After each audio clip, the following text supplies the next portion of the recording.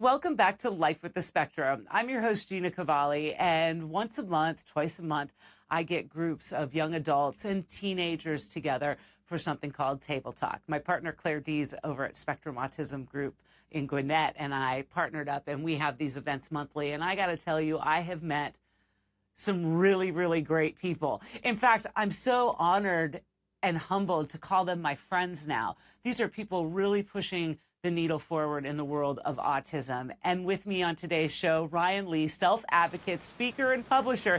Ryan, how you doing? Hey, Ryan. Very great, Gina. It's great to be here. I'm so happy you're on the show today. One of my favorite people on the planet. What is your perception about how others view autism? Well, let's see.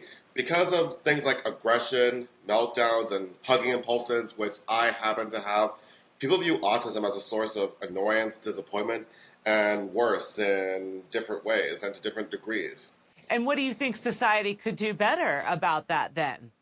To build up more tolerance, because there are some who would take advantage of an autistic's desire to have friends and then stab them in the back, for example. They could pretend to like you, and when you do something that's just natural, out of the ordinary, they'll make sure others see it somehow and will be made fun of and bullied. And I've had friends who've experienced this, and I've experienced this myself. Do you feel it's because you're easily manipulated because of the vulnerability inside the brain? Yeah, you can put it that way. And still, people still, they judge us so much. And it's not fair to place judgment upon someone without even knowing them fully. You know, you've been autistic forever, and you're in your 30s now, Ryan. What have you seen? What are the three biggest changes you've seen personally since you were young? Things that are available, things that weren't available. What are the three biggest changes you've seen in your life? Well, I was born in 1991, and there wasn't a big understanding of autism back then. And you see, but there's been more IEPs and more autism groups so people can feel accepted and whatever. And in colleges, they have autism support groups, whatever. And Spectrum, I didn't even hear about it back then in the early 2000s. I don't know if it was a thing in the early 2000s. But Claire Dees, she's a really nice lady. And I feel like I belong in Spectrum. And for those who are watching, I could ask these three questions if any of you ever felt the way I did. Question 1. How many of you walk into school every day and wonder if anyone really cares? Question 2. How many of you wonder whether your clothes are cool enough if you're watching the right shows or you're listening to the right music to relate to anybody? Question 3.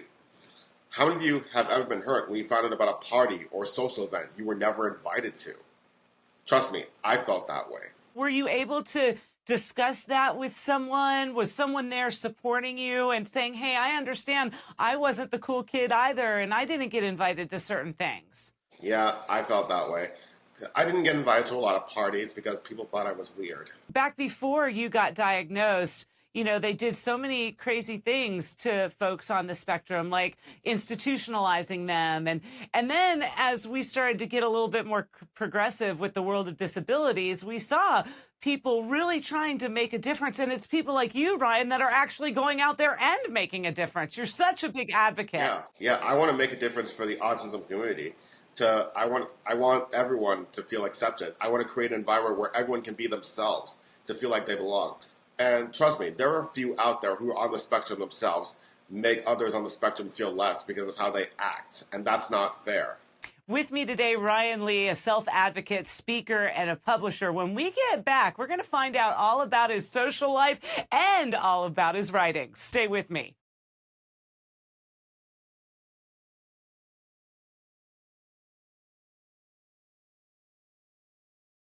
Welcome back to Life with the Spectrum. I'm your host, Gina Cavalli. With me today, Ryan Lee. As I said, one of my favorite people on the planet, a self-advocate, speaker, author. You can do anything and everything, Ryan. Tell me about all of these clubs and societies you're in. I mean, you're in so many different groups and organizations.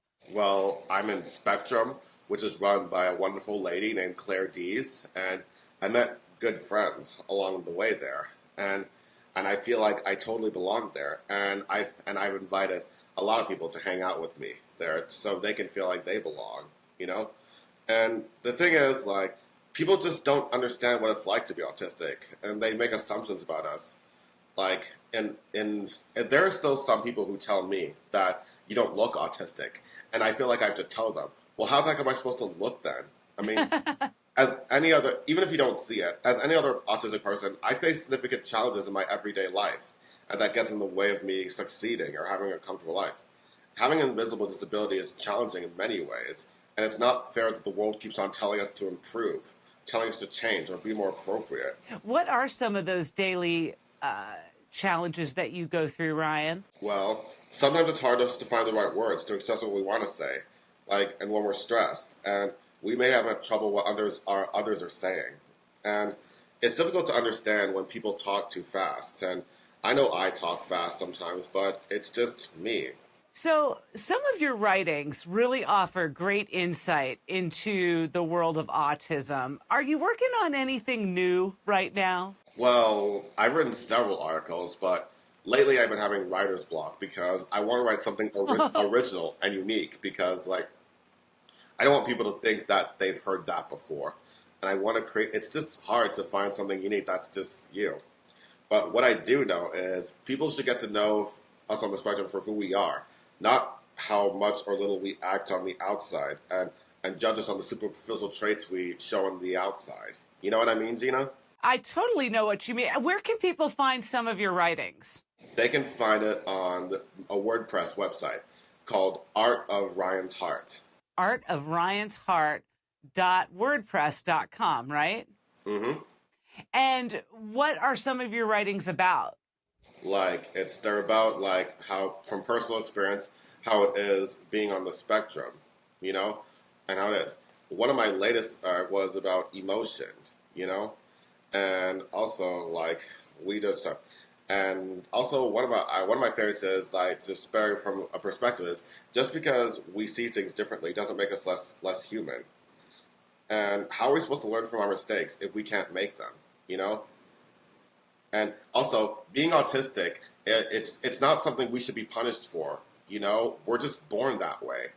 I agree. And I think you offer, as I said earlier, a great insight into the autistic brain. I mean, Ryan, you drive, you've gone to school, you have a job. What are some other things you want everyone to know about autism or you? What I want other people to know is that, like, us on the spectrum, we're extremely sensitive to others' negative reactions, and we can be very aware of our difficulties. You see, our emotions carry much more weight, which means we experience emotions much more intensely than neurotypicals. For example, when my heart hurts, my emotions just flood through me, and I go into this blinding rage and say kind of angry and harsh things, even stuff I don't mean. It's like a defense mechanism when I won't let anyone get close to me by sprouting porcupine quills all over me to prevent anyone from hurting me. That's metaphorically speaking. You're so right when it comes to emotions, because sometimes when big bad green mommy monster comes out in my house, Ryan, Lyric will look at me like a deer in the headlights, like, am I supposed to answer? How do I answer? Oh, she's mad. That's exactly what my dad said. He said whenever I got in trouble, like, I just shut down. But I knew I was thinking in my head, like, what do you want me to say? I mean, for others on the spectrum, it can be a different reaction, like shutting down. And person reacts differently in that matter. Moving forward, what do you see for your life when it comes to your job, your money, your relationships? What do you see? What do you want out of life? Well, I know I want to be a leader for the autism community. And a job just... You already are, as far as I'm concerned. Yeah, and I know. A job just isn't about the money. It's about the environment as well. So becoming more inclusive in workplaces and trying to get more opportunities for people on the spectrum, gainful employment, 401ks, real jobs, real health benefits, right? Yeah, you could say that.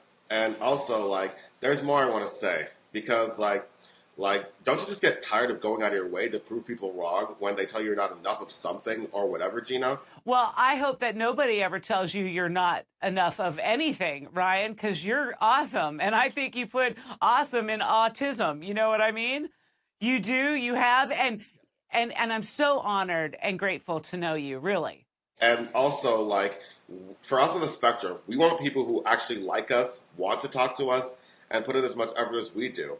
And and I've had some great advice over the years, but one of the best advices as I've learned is that, like, even if some autistics struggle more than others, there's no one way or right way to be autistic or to be anything. There's just you being you. And Ryan, I want you to keep being you. Thank you so much for being on the show today. Ryan Lee. Thanks, Gina. And one last thing I want to say to wrap this up. We on the spectrum feel like we're being heard, and that the community out there in the world cares about us and believes in us. We deserve to be treated like we matter because we do matter. What a great sentiment to leave people with, Ryan. And remember, ryansheart.wordpress.com. You can read all of his great, wonderful writings. He truly is an inspiration. And I'm so humbled and grateful to know him along with so many other young adults right here in Atlanta. And people have been coming to Table Talks from other markets, South Carolina, North Carolina, Alabama. It's really great to see. And remember, if you want us to bring a Table Talk to you in your area, all you have to do is reach out to gcast.com. In fact, that's where you want to reach out if you know somebody making a difference in the world of disabilities in the community that you live in. I can give them a holler and possibly book them for a future episode. It really takes young advocates like Ryan and others to really keep pushing us forward. And we get it. And we're here and we're supportive. And that's why I'm doing what I'm doing. Until next time, thanks so much for checking in to Life with the Spectrum. See ya.